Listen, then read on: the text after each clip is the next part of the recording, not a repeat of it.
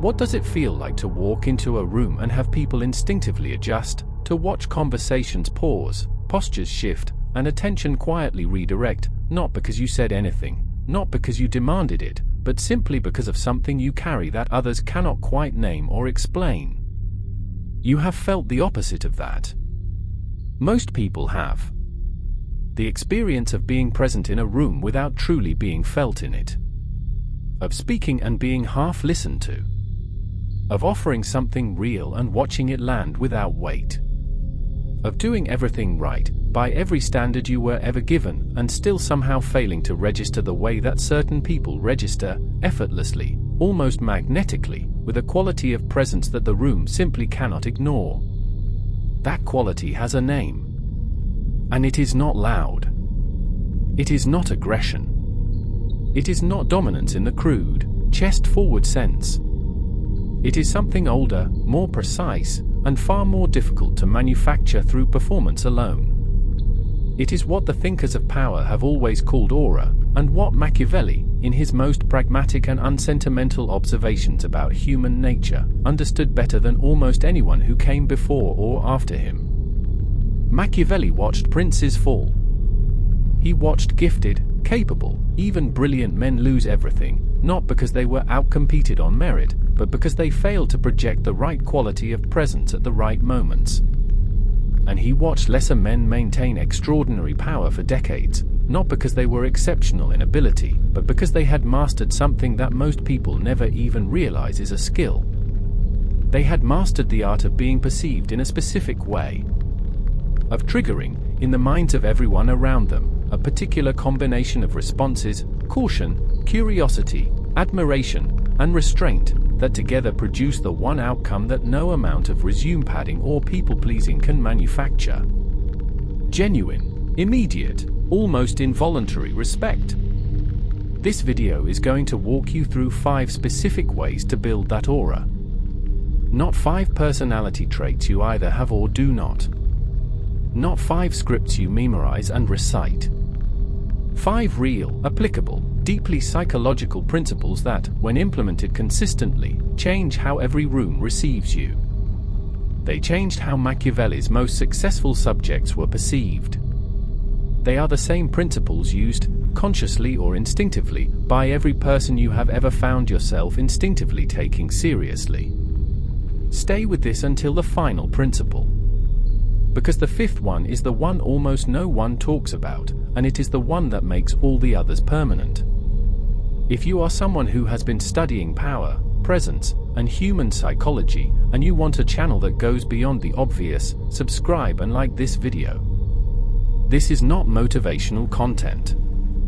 This is an excavation. And you should be here for what comes next. Before we get into the 5 principles, we need to dismantle a lie that most people are carrying around without realizing it. The lie is this: that presence is something you are born with or you are not. That some people simply have it, that magnetic, commanding quality that makes others take notice, and that everyone else is just working with what they were given. Maybe you have told yourself some version of this. Maybe you have watched someone walk into a room and felt that comparison activates automatically, the quiet, slightly deflating thought that whatever they have, you are not sure you can access. That thought is wrong. Not because everyone is equal in every way, but because what looks like natural presence is almost never natural at all. It is constructed. Carefully, deliberately, consistently constructed, often over years, sometimes through very specific and conscious decisions, until it becomes so integrated into how a person moves and speaks and withholds and reveals that it no longer looks like a choice. It looks like a gift. Machiavelli was deeply suspicious of gifts. He believed in construction, in deliberate architecture, in the idea that the man who builds his position consciously, who understands the mechanics beneath the surface, is always more durable than the man who simply stumbled into influence through inheritance, luck, or likability. The same principle applies to aura. The person who understands why an aura works, what psychological mechanisms it activates in others, what signals create the specific responses you want to generate, can build it, refine it, and maintain it. The person who assumes it is either there or it isn't will keep watching other people command rooms they should be standing in. Here is what most people miss: an aura is not about impression management in the shallow sense. It is not about what you wear or how loud you speak or whether you project manufactured confidence. It is about something far more subtle: the consistent communication, through every micro-behavior and decision, of a coherent internal world. One that is controlled, purposeful, not easily accessed and not easily shaken. That communication is constant. It is happening whether you intend it to or not. The question is whether it is working for you or against you. And the answer to that question is something you can actually change. Here is how. Part 1. Master your reactions before you try to master anything else. The first and most foundational way to build a Machiavellian aura is something that sounds deceptively simple until you try to actually do it in a moment of pressure. It is this: stop giving the room your unfiltered reaction. This is not about suppression. It is not about becoming robotic or expressionless or emotionally dead. It is about the most fundamental form of self-mastery available to any human being: the ability to insert a pause between what you feel and what you show. And that pause, brief as it is where authority lives. Think about the last time you watched someone lose their composure under pressure. A conversation that became heated and the other person's voice went up, their language became scattered, their body started to leak every internal state through fidgeting and eye movement and rushed speech. Maybe you felt sorry for them. Maybe you felt awkward. But did you respect them? Not at that moment. Because at that moment, the environment had total control over them. And no one respects someone the environment controls completely. Now think about the last time you watched someone face pressure and barely move. Someone who received difficult news and let the silence sit for a moment before responding. Someone who was provoked and simply looked at the person provoking them without flinching, without rushing to defend themselves, without giving the provocation the reaction it was designed to extract. Something happened in that room. The power shifted. Not loudly. Not through any particular thing the composed person did. Simply through what they did not do. Machiavelli understood this dynamic with absolute clarity. He wrote about it in the context of warfare and governance, but the principle applies identically in every modern environment. The person who can be provoked into reacting loses the frame. And losing the frame means losing the narrative. And losing the narrative means losing the respect of everyone watching. The practical application here is a practice, not a technique. You cannot fake non-reactivity. Your nervous system will betray you in the moments that matter if you have not actually developed the relationship with your own internal states that non-reactivity requires. This means sitting with discomfort long enough that it stops triggering automatic behavior. It means learning what your specific tells are, the things your body and voice and face do under pressure that give you away, and addressing them one at a time. It also means developing something rarer than composure. It means developing a genuine lack of need for immediate resolution. Most people are reactive not because the external situation requires it, but because the internal experience of conflict, ambiguity, or challenge is so uncomfortable that they rush to discharge it through action or speech. The composed person has learned to carry the discomfort without discharging it prematurely. They let situations develop. They watch. They wait. And when they finally respond, the response lands with a weight that impulsive reactions never have, because the room has been watching them not react, and the contrast between the patience and the eventual response creates an emphasis that no amount of volume can match. Every other principle in this video depends on this one. Because mystery without composure looks like hiding. Silence without composure looks like fear. Limits without composure look like anger. But composure as the foundation makes everything else read the way it is intended. And that brings us to the second principle, which is where most people who understand composure still get it wrong. Part 2: The Architecture of Mystery and the Weight of Deliberate Speech. The second way to build a Machiavellian aura is to stop completing yourself for people. Most people, when they enter a new environment or relationship, have a deeply instinctive drive to be understood, to fill in gaps, to answer questions that were not asked, to provide context, background, explanation, and qualification until the other person has what feels like a full picture of who you are, what you intend, and why you do what you do. This instinct is understandable. Transparency feels like honesty, and honesty feels like virtue. But there is a distinction that Machiavelli would have made immediately between honesty, which is about not deceiving, and radical transparency, which is about handing every person you encounter a detailed map of your interior. Honesty is a virtue. Radical transparency is a vulnerability. And in many environments, it is one that others will navigate toward their advantage rather than yours. Mystery is not deception. It is selectivity.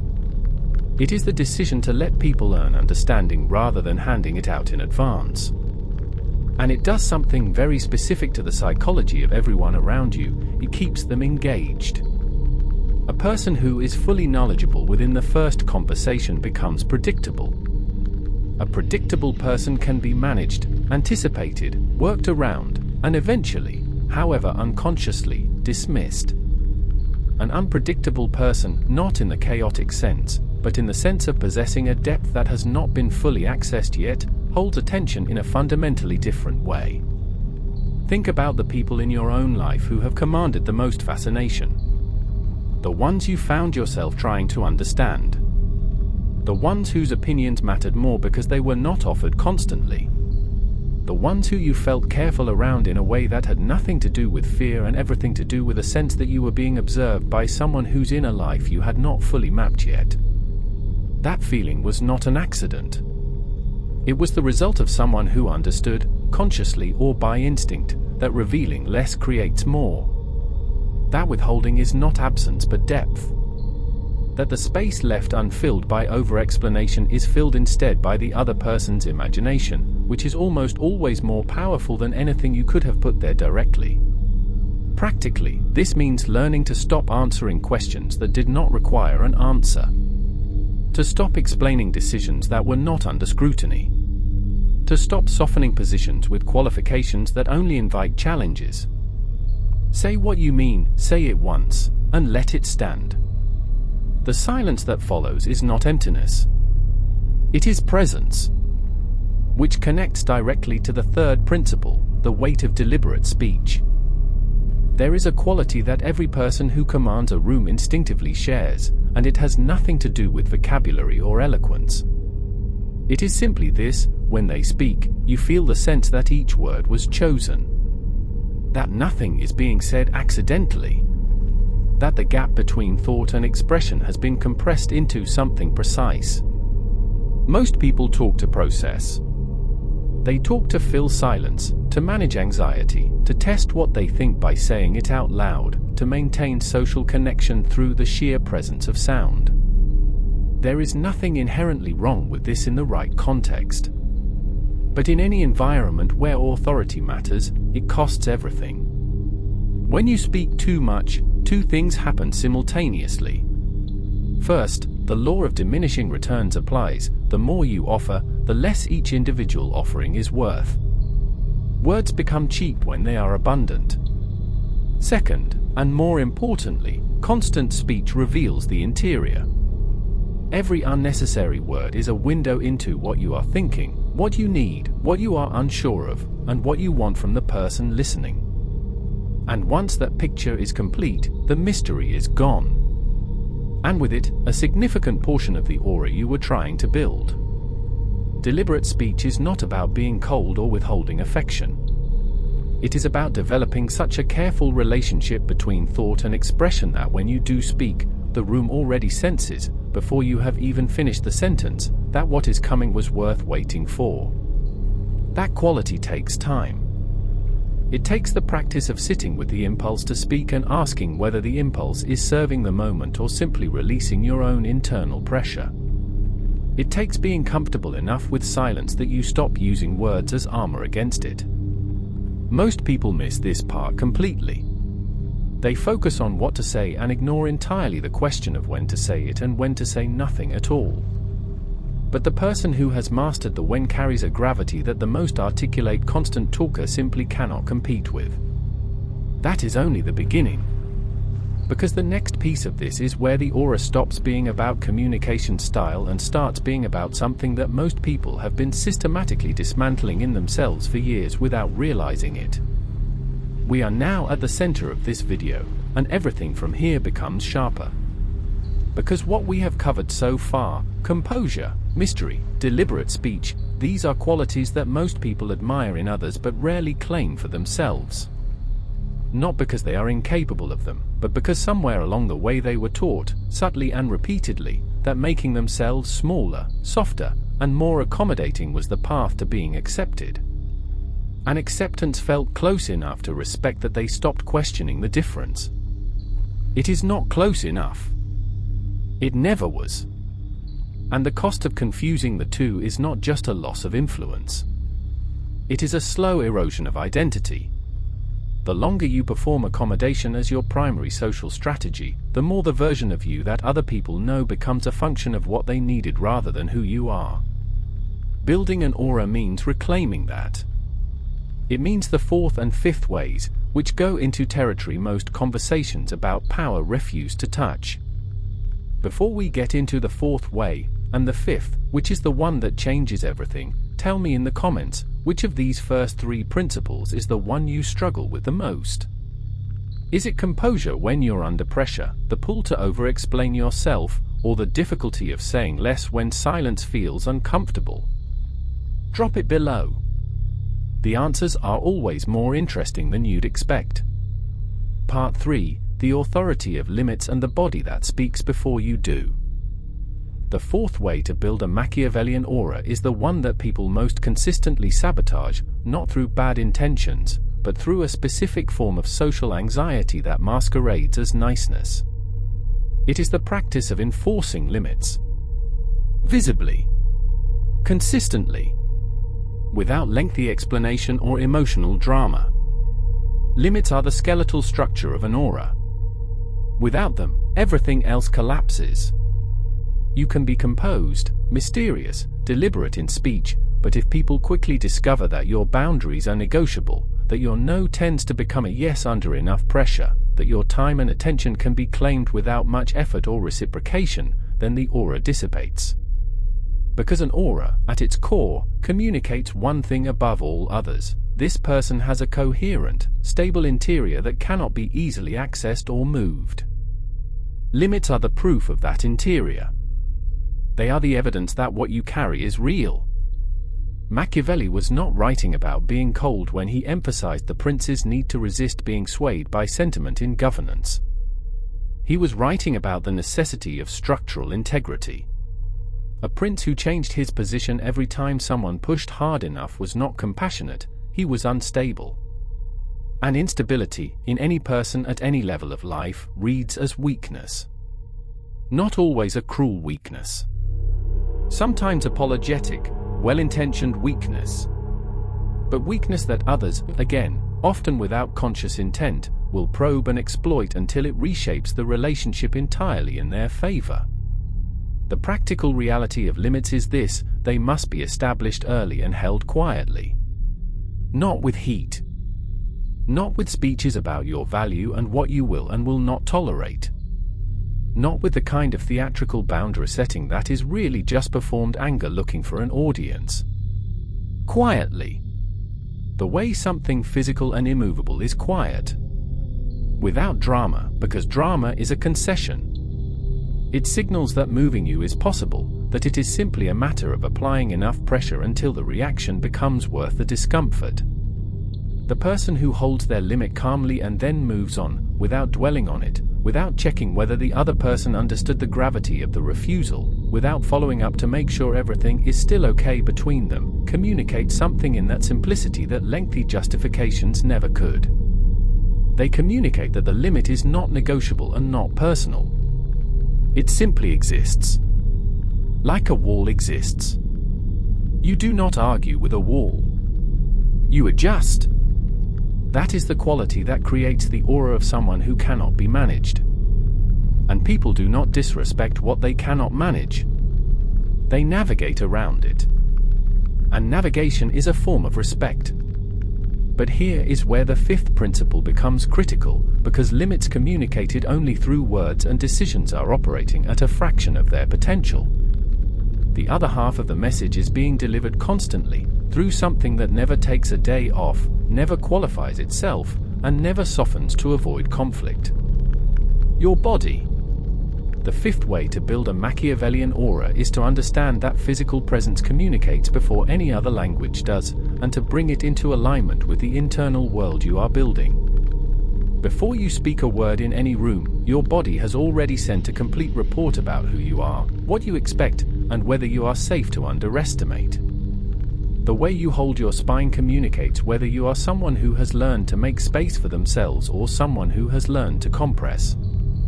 The pace of your movement communicates whether you are someone driven by urgency and anxiety or by purpose.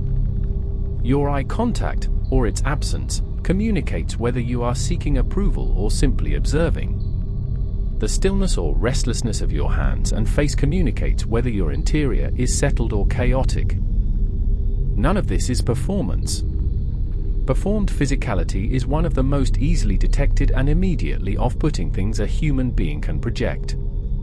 The slight overcorrection of the person who has read too many body language guides and is now consciously trying to hold powerful poses in a way that the rest of their body does not support. It does not land as confidence. It lands as effort. An effort, when visible, undermines the exact quality it is trying to create. What lands as genuine authority in the body is alignment. When the physical expression matches the internal reality, there is a coherence that does not need to be consciously perceived to be felt. People feel congruence the same way they feel incongruence, as an instinct, a gut sense about whether someone is what they appear to be. And when the answer to that internal question is yes, when everything about the person in front of them seems to match, the instinctive response is to take them seriously. This means that the body is not a display case for an aura. It is a mirror of the interior. And the most efficient path to changing what it communicates is not to manage its output, but to actually develop the internal states, the composure, the settled certainty, the genuine relationship with your own value, that the body will then communicate on your behalf without being asked. The aura, ultimately, is not the external thing. It is the internal reality that has become so consistent, so integrated, so undeniable, that the external world has no choice but to reflect it back. And now the fifth principle has delivered us to the most important insight in this entire video. The one that makes the other for either permanent or temporary depending on whether you grasp it. Everything we have discussed, composure, mystery, deliberate speech, limits, physical presence, these are not techniques. They are not strategies you apply from the outside. They are expressions. They are the visible surface of something that either exists underneath or does not. And if it does not exist underneath, all the technique in the world produces what everyone around you can sense even if they cannot name, a performance. And performances end. Pressure reveals them. Sustained relationships exposes them. Time unravels them. The person who is executing a set of behaviors in order to appear a certain way will eventually slip. Their reaction will come too fast. Their limit will collapse under enough pressure. Their body will betray the dissonance between what they are projecting and what they actually believe about themselves. And in that moment of slippage, every person watching recalibrates, not just to the slip itself, but to the revised understanding that everything before the slip was also not fully real. The Machiavellian aura is not built from the outside in. It is built from the inside out. And that is the thing no one tells you, the part that sits beneath every self-help framework, every book on influence and power and presence, every technique and script and guide. All of it is pointing at the same thing without always being honest enough to say it directly. The reason certain people command respect instantly is not because they have practiced the right behaviors. It is because they have done the far harder work of actually resolving, internally, the question of their own worth. They are not performing certainty. They have certainty. Not the brittle kind that needs to be constantly defended and demonstrated and validated by others. The settled kind. The kind that does not require the room's agreement to remain intact. That internal resolution is not given to you by success, by accomplishment, by external validation, or by the approval of people whose opinion you have been pursuing. It is reached by a decision, a specific, private, deeply personal decision to stop treating your own value as an open question.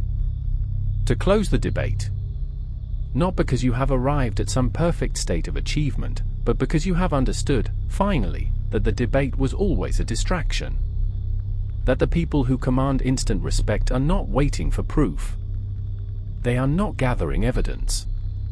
They have simply decided, and then they have behaved consistently with that decision until the world around them caught up. The aura is the outside of that decision made visible. 5 times over, in 5 different dimensions. In how you react. In how much you reveal. In how you use your words. In where you place your limits. In what your body tells every room before you speak. All 5 points at the same source. And the source is not a technique. It is a decision about yourself that only you can make.